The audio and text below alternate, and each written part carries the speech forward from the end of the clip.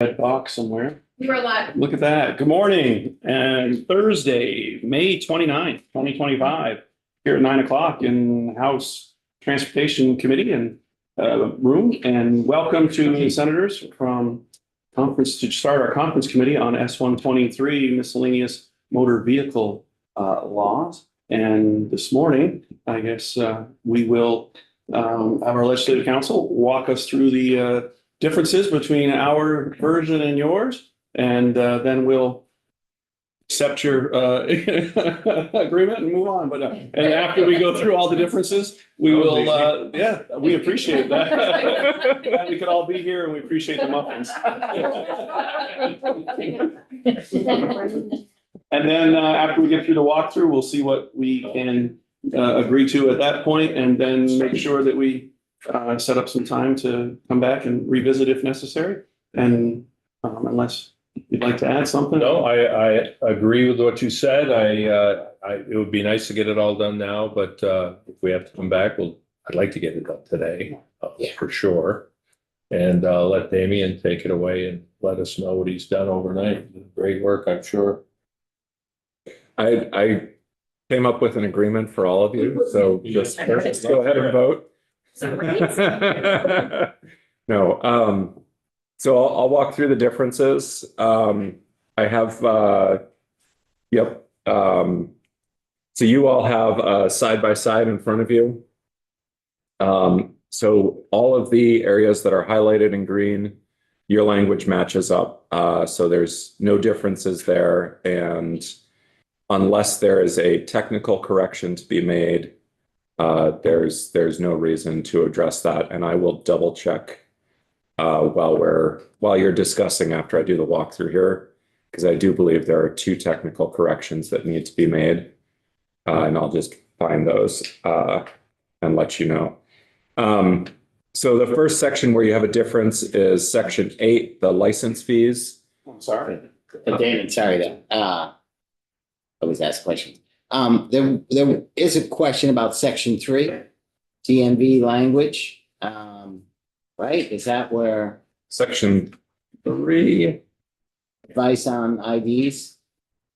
It's section 17. Okay, never mind. Yeah. Right. Yep. And I will mention that. Yeah, when we get And I have the DMV's proposed language drafted as well, so the committee can look at that. And then I can send that to Megan if you want to look at it. So it is available. So in section 8, the Senate had reduced license fees for individuals who are receiving SSI or SSDI benefits. And the House eliminated those reduced license fees. Both sides have the waiver of the license fee for individuals who are transitioning out of the foster care program. The next difference is section 11. And this is a relatively small technical difference here. So the Senate here had added in language that prevents what we call masking for individuals who have gotten a traffic violation and have a commercial learner's permit. So this was closing a loophole in that law. So you can't defer the sentence for the violation there. And current law provides for anything other than a parking violation. While we were in the House, we checked in with, there's a companion bill that was moving through judiciary addressing DUI and judicial bureau actions, and they had expanded the language to include vehicle weight and vehicle defect violations, which is the also permitted under federal regulations. And so the House opted to align with the bill that has been moving through the judiciary committees. And so that's relatively minor difference there, and it aligns with the federal law. So otherwise we would have been narrower than the federal law, which is permissible, but not as forgiving to individuals who hold a CDL or a CLP.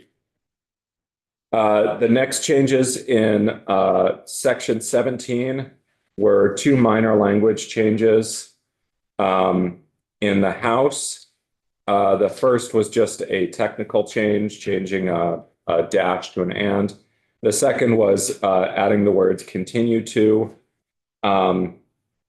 in place of be informed, or ahead of the words be informed of the option of obtaining.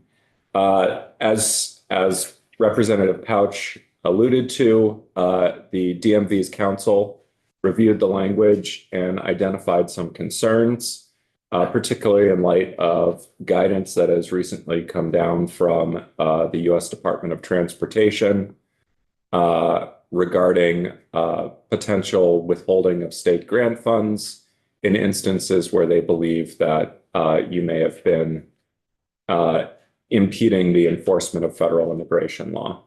And the DMV has identified in the Senate, they identified 3 instances in the past year where when they had run the license documents through the federal database that they're required to do under the Real ID Act, they got a return for either a fraudulent document, so a violation of the law by submitting a fraudulent document, or an individual who the federal government flagged as being in the country without legal permission. So someone who was in the country illegally, also a violation of federal immigration law. And in those instances, the DMV's concern is that if they are expected to reach out to that individual and say, well, we can't give you the real ID because you're violating federal immigration law, but you can get these state IDs instead, it could be seen as trying to shield someone from federal law enforcement. And so they would like to clarify the language here. And I can pull up that language for you later on or right now, whatever your pleasure is, to show you their clarification. So that's not reflected here. it's not reflected there. This is your language, but I have that language drafted up and ready to go. We can get to that when we come back. Okay.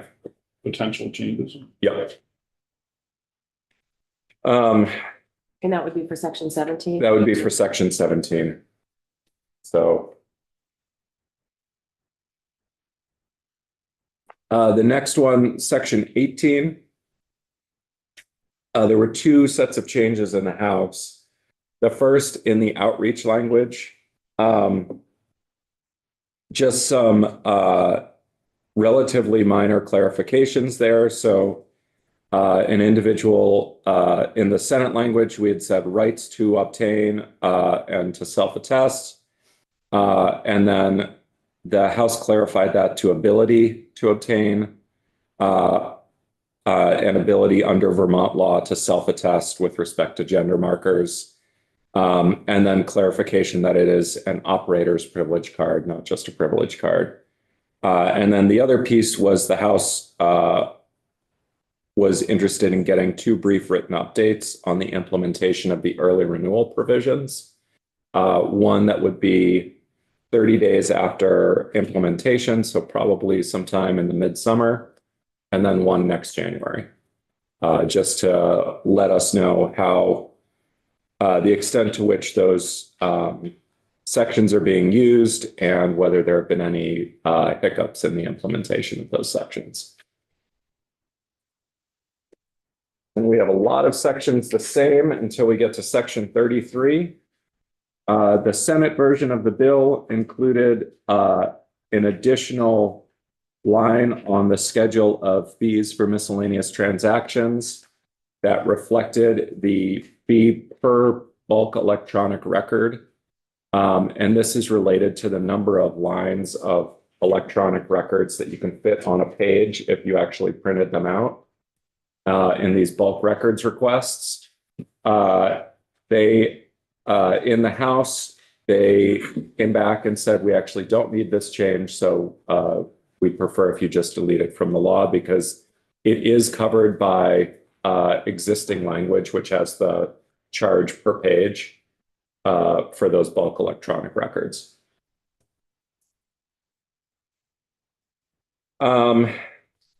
Okay, the next difference is really sections 39, 40, and 41 in the Senate bill related to window tinting.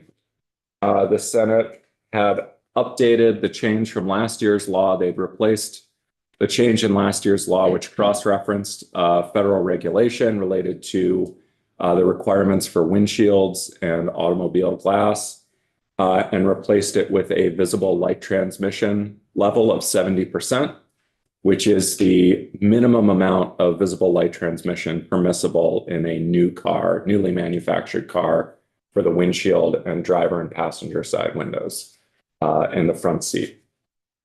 And then the House has opted not to include that language in their version.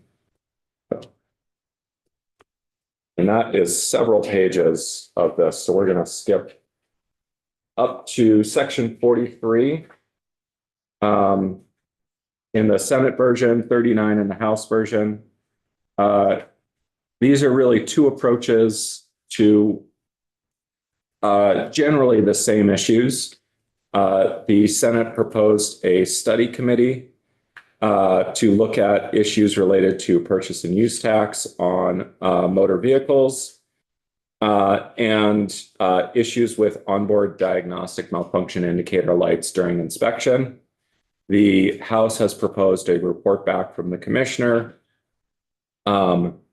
asking for information regarding specific issues with the purchase and use tax, and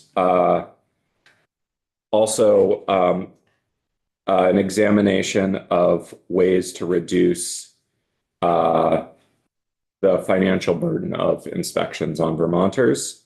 The one other additional piece in the House is that they have set up an email address or other electronic means on the department's website. I understand that it's going to be some sort of fillable form probably on the website rather than an email address where folks can submit, the public can submit comments regarding the purchase and use tax process and the financial impact of the inspection process.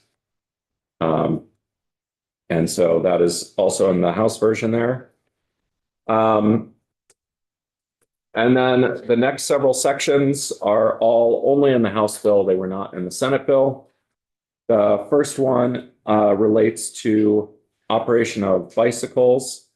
And it's worth noting that with the exception of subsection C, all of the changes in this section are just technical changes. And subsection C provides legal permission for individuals to ride their bike across an intersection when the walk signal facing them turns on, which is already occurring in many instances, but this is making that consistent with the law. In that section, in B, though, we did, there is a change saying, operating two abreast, you may not ride versus shall not. I don't know how significant that is. I think that would be considered more of a technical change. So historically, we said both may not and shall not.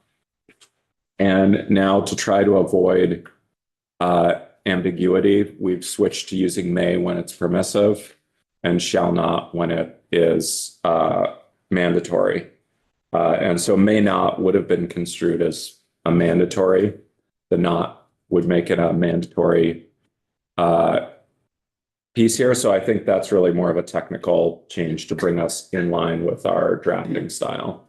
Thanks. So, yeah. All right. But thank you for highlighting that. The next section, section 41, is a brand new section added in the House. This relates to bicycle control signals, which are those traffic lights where instead of a regular light, you have a bicycle symbol. Senator White has the first one in the state in her district. And so this is adding that language in, and it provides the basic green, yellow, red guidance for operation at those signals. And it does also provide guidance on what you're allowed to do if you approach an intersection and you have traffic between you and the direction you want to turn. So, for example, the bridge coming over from Route 2 over by the bank and the high school here, the bike lane moves to the middle of the turn lane and the straight ahead lane. And so if, for example, in a situation like that, there was a specific bike control signal, you couldn't take a right on red across traffic in the lane next to you because of the danger that poses. So that's laid out in here. And I don't anticipate a bicycle control signal there, but it's the closest example I have to think of. And then section 42 is just outreach language to next year, next April, have the Commissioner of Motor Vehicles and Public Safety in consultation with stakeholders develop some new outreach materials to help educate the public about the rules for operating bicycles at intersections, and also the rules for operating motor vehicles around bicycles and other vulnerable users, such as safe passing distances. So, and that brings us to sections 43 and 44. Section 44 was in the Senate version of the transportation bill. This is the legal trails language. Section 43 is intent language that the House added.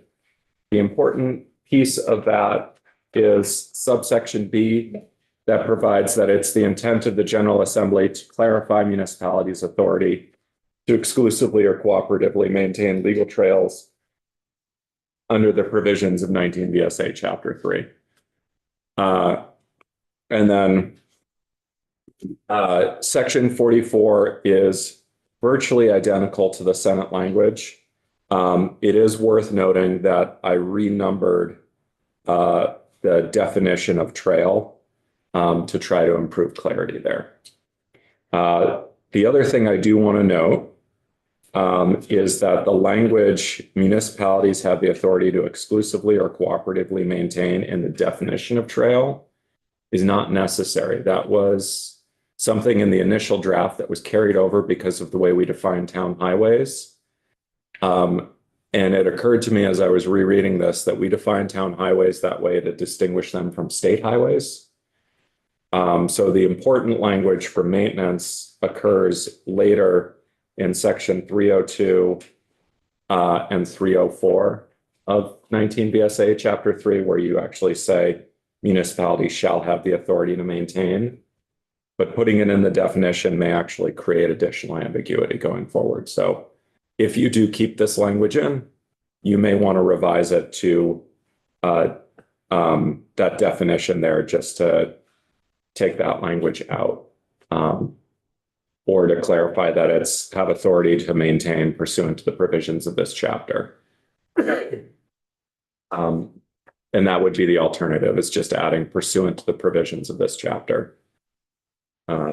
Just to clarify that, and that way you avoid an argument similar to what's going on in the litigation that we have talked about at great length, where there's an argument over who has authority to maintain.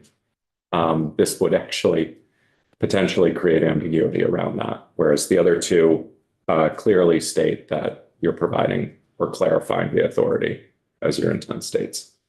Daniel, and exactly where would that language be added? So at the very top of section 44, in subdivision 8A1, little Romanet I, yep, or Romanet 1, I guess, that where right now it says municipalities, trail means a public right-of-way that is not a highway, and that municipalities have the authority to exclusively or cooperatively maintain. And really the key pieces there are that it was previously designated as being a town highway, and it's a new public right-of-way laid out for that purpose.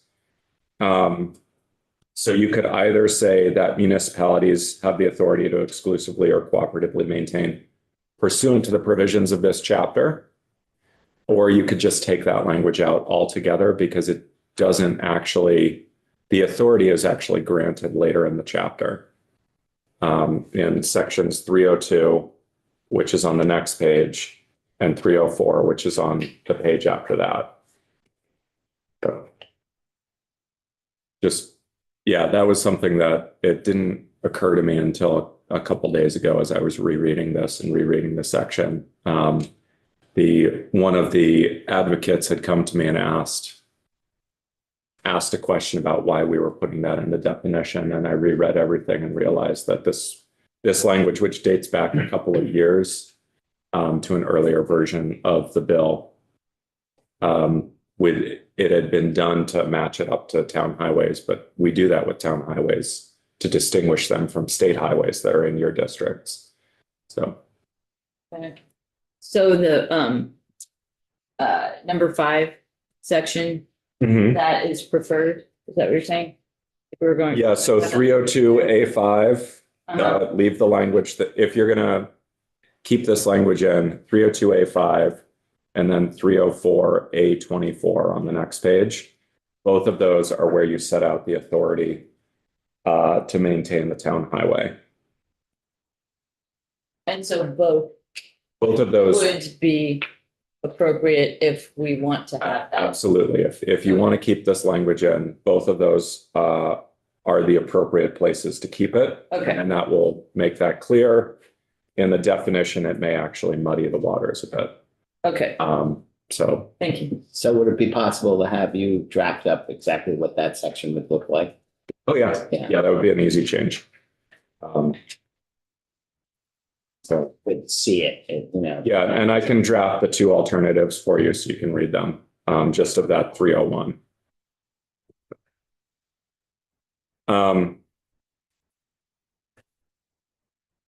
And that brings us to the end. The only remaining section is the effective dates.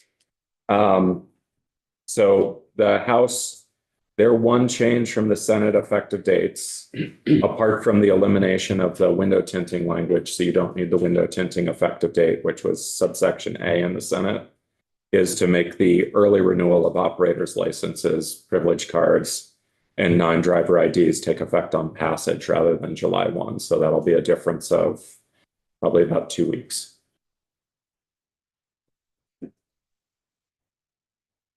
Like what was that? That's the effective date section. I see the effective date. Yeah, so subsection A in the House makes 2 sections that were taking effect July 1, 2025, and the Senate take effect on passage. As well as the legal trails. The legal trails would take effect July 1. So that's not effective on passage. But isn't it section 44? Am I just reading that wrong? This section and sections 15 and 16 shall take effect on passage. So that you've got the line break there. So the effective dates. Yeah. So 44 and 45, it was 44 in the Senate, 45 in the House. That's the number in there. Okay, gotcha. Sorry. I was getting confused with the numbers. Yeah, you know what I should do next time is have that header line carry over. Yeah. Next year, guys, it'll be better. Well, I mean, I think I'm well into double digits now in conference committees, but this is only my second transportation one. You guys just have a higher standard. What can I say? And It's only mine, Velvet one as well. cupcakes. And cupcakes as well. So thank you very much for walking us through the differences. When we talked about our plan, other than maybe section 11 that I would ask to say that, all the rest of them, I would have to ask you to decide if you thought that you could agree with any of them. I would only be able to suggest maybe number 11 is really technical, truly, completely technical in nature, perhaps, maybe not, but it's the only one that I would say is that one that we can, check off as truly technical or not. Otherwise, I would ask you guys to decide, or if you wanted to request any others. That's the only one that I marked as maybe be completely or virtually all technical. Look at the low hanging fruit. Well, I'm saying Yeah. I'd like to check off at least one thing, Yeah. and that was Yeah. that was one of the more technical ones of the. If we're okay with letting you check that off. Right. We have to start somewhere. We can't get the second section checked off if we don't check the first one, or a first one. They're also good. And then I guess I'd ask if there's any others that you are easy to, or not easy, Are easy? or that are low, what did you say, low hanging fruit? Mhm. I thought that was the lowest hanging, I guess. Yeah, I was. Section 18. Section 18 would be low hanging fruit from our end. We would agree to your change there, Great. okay? Yeah, we just- Progress. Look at that. Yeah, we had the addition because giving as big of a issue as it is, the amount of time and energy being spent on it and preparing to spend on it, we just felt that everybody should know how it goes. Thank you. I'll give you For that. that one. All right, well, we appreciate that. We're on a roll. We appreciate that one. 43, I want to make sure I have these. Me too. Which is. Yeah, that's good. Yep. Section 33. Bulk records request. I'm okay with that. That was a tough one for us. two, We 3 in a row. appreciate your willingness to collaborate. Look at that. Commissioner, you requested and there it is. Just like that. See the impact you have?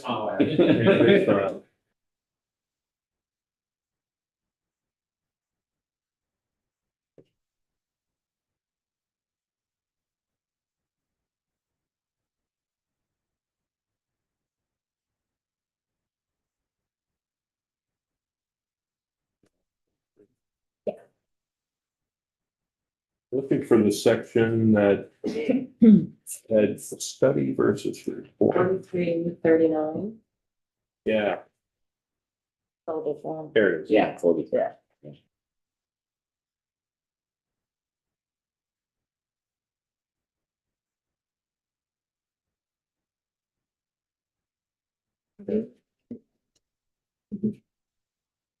Again, we're easy. Look at that. We skipped over some other things. You know what's that? Is that so? Okay.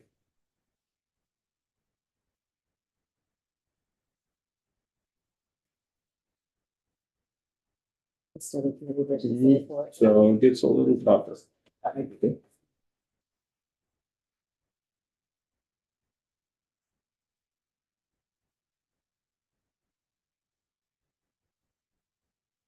Let's talk 11, bikes. 33, 43, 39. We, on the bike section, which is 40. I think the committee, my side of the table can probably agree that we didn't take enough testimony on that. Or any testimony on that, other than hearing from local motion at the beginning of the session. So we would advocate for that to come out. That is 40.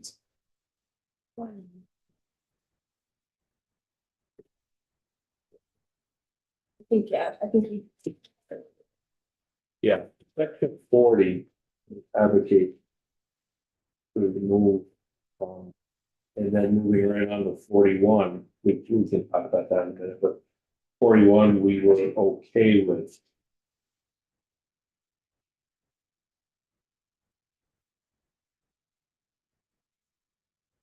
What? As well as 42, 41 and 42. We were okay with.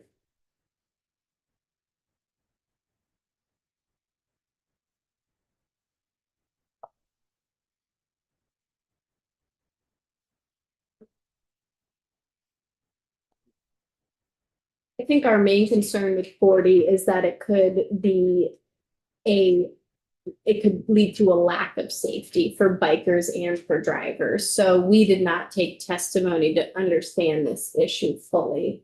And I think we'd like to hold on this one for a bit. If there's anything more you might want to say about it, I think we have a little bit of uncomfortability with potentially the risk involved with this section. Well, we have two very avid bicyclers and as evidence, one that does not. I would certainly welcome you to comment on either of Sure. them, comment on 40. We took extensive testimony on this because we also considered some other things. And also with the realization there are several municipalities that do allow this. When we had the Department of Public Safety here, they agreed that having differences in the rules and regulations across the state is not a good, doesn't help.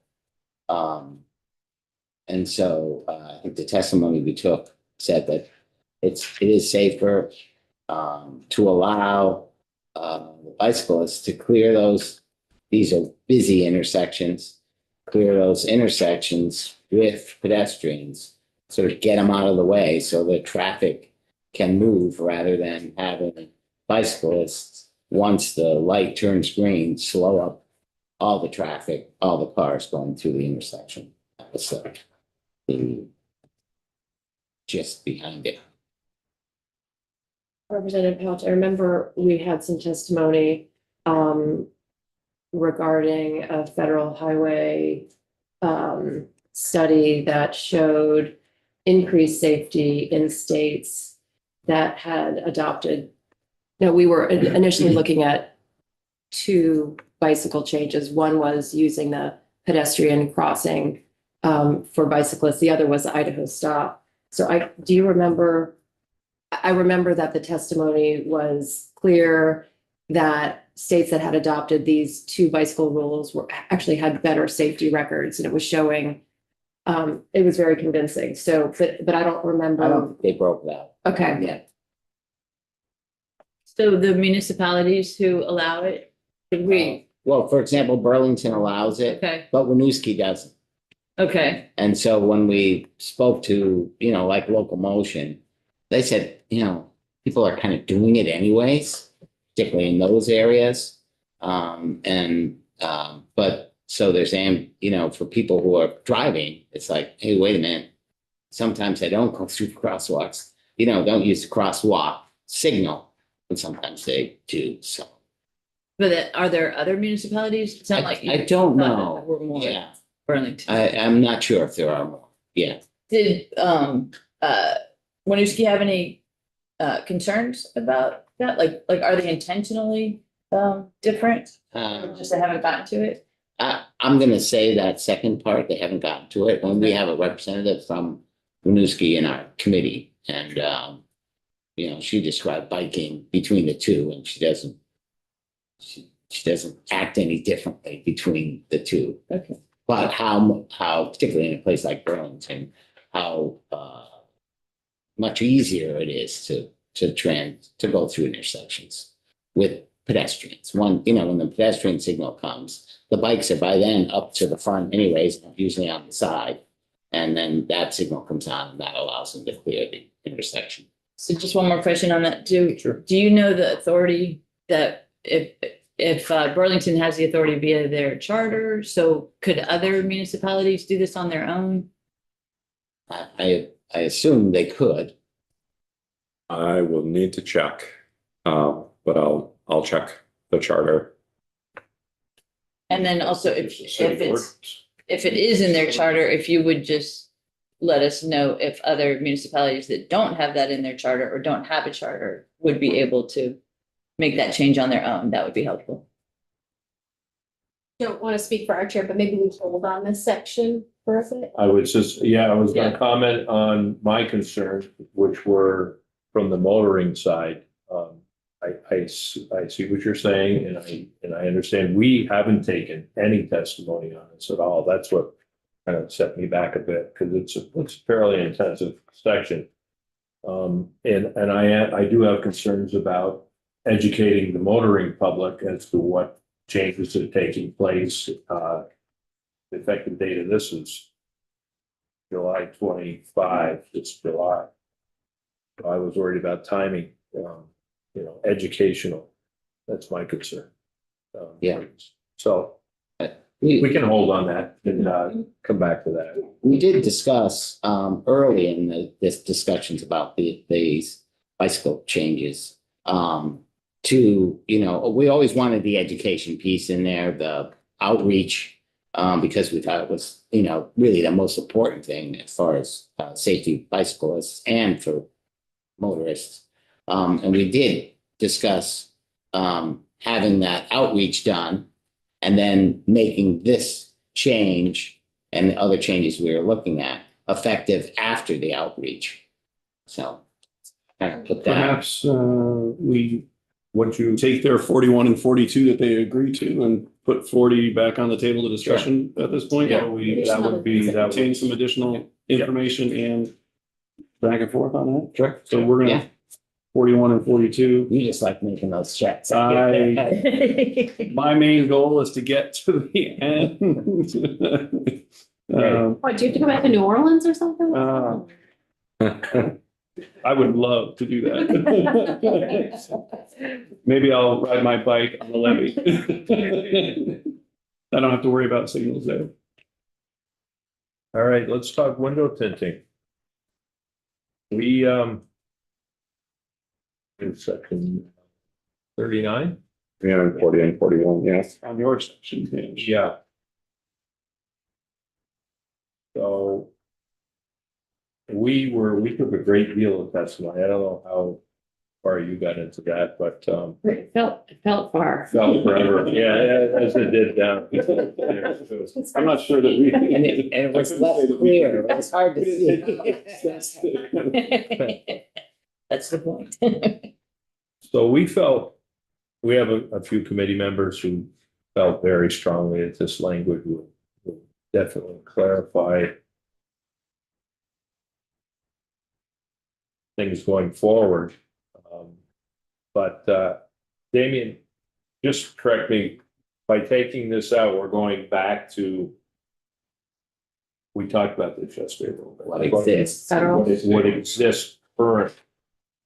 Or did that remove what Yeah. exists? No, so we'd be going, just staying with what exists currently. So currently, last year's changes had an effective date of next July 1, so July 1, 26. Mhm. And so you've taken that out. And then if you take out the Senate version, you just stick with what's there currently. So currently there is prohibition under statute on having any sort of coating or applied covering on the windshield, except for, designated spots like where your inspection sticker goes, et cetera. And then the current inspection manual, it is a fail if you have something applied over the windshield, but it is just an advise that you are likely in violation of the law if it is applied over the passenger or driver's side windows. And I'm doing my airline flight attendant signals here. But yeah, so driver and passenger side windows is just an advise.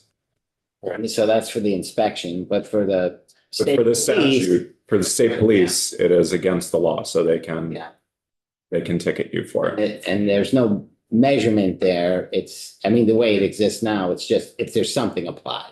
Yes, and you don't have a medical exemption or something like that. So given the fact that it's advisory at inspection, folks are gonna go with it, they're gonna leave it on, and which leaves them susceptible to a ticket in the future, whether or not they're going to take that advisory thing from their inspection station seriously, probably not, I would guess. And I think our language in the window tinting kind of sets the parameters for in permanency for how it will be 70%. It's at inspection. I know there's a little bit of heartburn with the whatever you call that machine that's going to test the 70% transparency or whatever it is. I guess it's $100. You took testimony on that, correct? We did. There was some very opinions on how much that equipment would would not cost and outrolling it across 1,600 inspection stations. As far as that piece goes, there's also maybe a bigger picture in terms of a significant amount of discussion in the committee about looking at the entire inspection process again and saying, where are our goals and where are we really trying to get with inspections? And there's a huge concern around affordability and a huge concern also that enforcement, putting mechanics in a position of enforcement when you get to issues like tinting and the inevitable piece that perhaps happens in that area. We've also seen a pretty significant drop in enforcement across the entire state. And we took some testimony on the amount of dramatically less tickets that have been written on inspections, the dramatic, especially as it being secondary and the shortage that we have in the police area. Sometimes it makes me wonder, adding an additional requirements and or expectation of enforcement when we're at such a low level of enforcement in our motor vehicle laws, we struggle with that a little bit. Lastly, I guess I would say that we did work on this a fair amount in the committee the previous years, and being 5, 6 rookies and a deference to our previous chair, there was certainly a reluctance to, or some also a bit to tread on the water that was all the work that was done the previous year and the previous biennium with our previous. So when you kind of put it all together, and you also see it our later parts about kind of making it clear to the committee and to our whole body that we've got to do a review or to kind of revamp what is it we're trying to accomplish at inspection? What are we doing? Where is the safety? What's the level of enforcement? And then how are we going to handle those situations when we drive a confrontation at the inspection station? So those are all sort of around a storm of concern about what we do going forward. Yeah, that's a larger discussion, the whole inspection piece. We're there now as far as inspection goes. They have to make some tough decisions. Just following the current manual, that can be very controversial at inspection, and we're doing it now. So, this is another. It's controversial, but Can I just add a little bit? I'll just add a little bit. I mean, I think our committee took testimony, and there's strong agreement that tinted windows are a safety issue. Safety for public safety, police, certainly safety for anybody who wants to make eye contact with somebody in a car. Are you going, or am I yielding, or what am I doing? So I think there was pretty strong agreement in that. And I think that, there was a desirability to do something, but we were really pushed back when it was discussed, hey, this devices are at least $100, maybe more. Then you've got to get them calibrated and, will it hold up in court? And can you possibly ask all the inspection stations to do that? That was, I think, the piece that we're, very concerned about. And putting something in that nobody's going to enforce might not be the best approach either. And I would just add that I recall that we heard pricing anywhere from $100 to $400 for one of those machines that reads the tinting. So multiply that by all the police that would need to have that apparatus and the inspection stations. It seemed like a lot. Right on the heels of our lieutenant governor testifying in committee about the need to do something about affordability related to inspections, put our committee in quite a spot. I would just say maybe we hold on the section Yeah, again. I think And I would just add that it sounds like you did take some testimony, but the Senate has held, I think, for a few years now around tinting windows. And our main concern, I think we heard from our colleagues, was the safety angle for bikers and pedestrians. So I think if you're open to the logic that you provided on sections 40 and 41 being persuasive, I think it would hold with the tinted windows. So perhaps we can discuss that. yeah, again we later. will we'll hold on that. What's that leave us with? We can- 8, 17. About 17.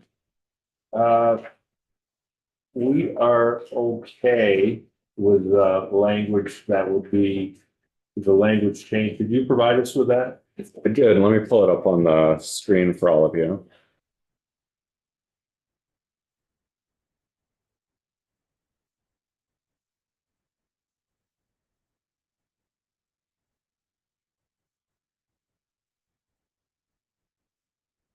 Right, so this is the DMV proposed language for section 17. So it would provide that it is the intent of the General Assembly that the Commissioner of Motor Vehicles, to the extent permitted by federal law, ensures that any individual who is unable to or does not wish to comply with the requirements of the Real ID Act continues to be informed of the option of applying for an operator's privilege card pursuant to the provisions of 23 VSA 603F or a non-driver identification card pursuant to the provisions of 23 VSA 115. So the key changes here are adding the language to the extent permitted by federal law, as well as taking out the instances of shall to make it seem a little less rigid, and then also switching in the word applying for instead of obtaining, because just like anyone, if you apply for a license, it's a privilege to get it. But if you don't provide the right documentation, or it turns out you have a license in another state, variety of reasons you can get denied to get your license. You can apply for it, but they can't guarantee that they're going to issue the license or that you'll be able to obtain it. Representative Pam? Yeah, so we have DMV here. And I know like on the website, it sort of gives you some, all these IDs and everything you need to do, which I thought was quite good. Will this language, what, if anything, will this language change in what we now see on the website and what is now informed to people as they apply? Andrew Fowler, Commissioner of DMV for the record. So this is not changing anything that we're doing. This is actually solidifying what we're currently doing. Because we can't sit here and say 100% of the time we can offer, if someone comes in for real ID, and this is the only bucket I'm talking about, and they can't get through the real ID process because of any types of flags. And again, there's only been 3 that we know of in the last year or so. The word shall provide information for another license or another type of identification just leaves us vulnerable. And when you read the prior language in its strict legal kind of wording, leads us to be perfectly frank, vulnerable legally. So this change is not a change in any process we're doing. It's just actually clarifying that this is Just continuing. just continuing what we're doing. It's just rewording the wording. So.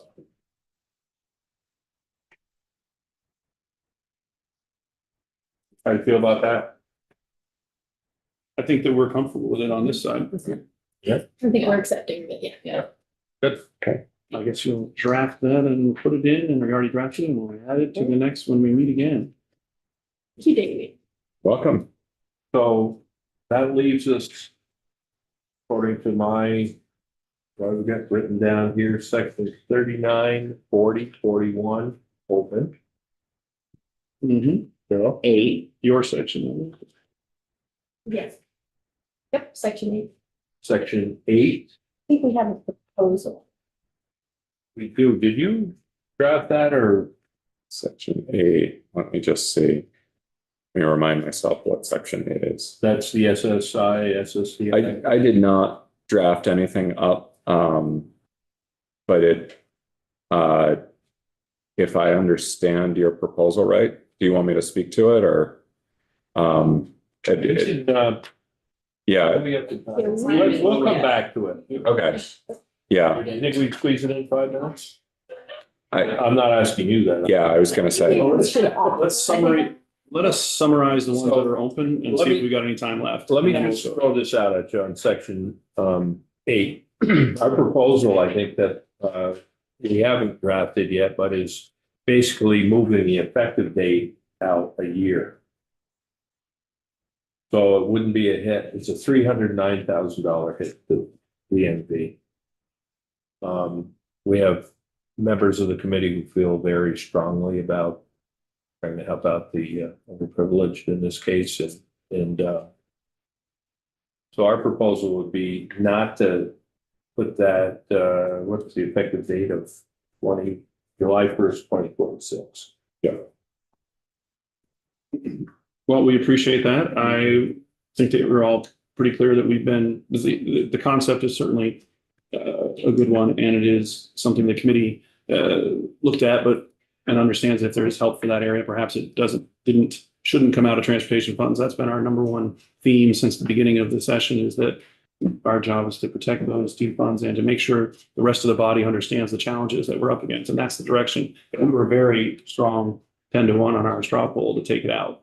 So I want to make sure it's very clear that we agree that it's an area of people that we like to help. At the same time, our goal was to protect transportation funds, and we were very strongly in the 10-1 on the straw poll to Yeah. take it out. So we appreciate you bringing it to the table. We'll take it in the discussions. We have floor at 10.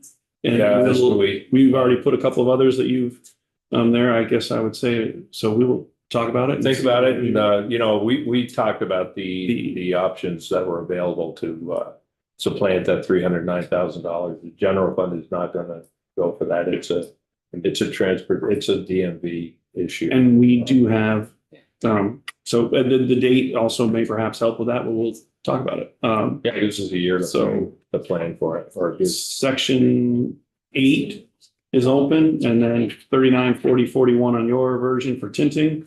Yep. Section 40 for bikes, on our section, 40 for bicycles, 43 and 44 on legal trails, and 45 for effective dates, 45 on our section numbers. Yeah, That's what I show is open. Did I miss anything? I don't think so. Okay. There. Well, we really appreciate you coming up. We have the floor at 10. What's the next time you guys thinking might be able to be? About 1. 12:30, 1 o'clock, 1 o'clock? All right. Sure. Yeah. Cool. Sounds good. Back here. I won't bring much. You're not gonna bring Okay, lunch? thank you. That's- We'll be you certainly prepared. chose the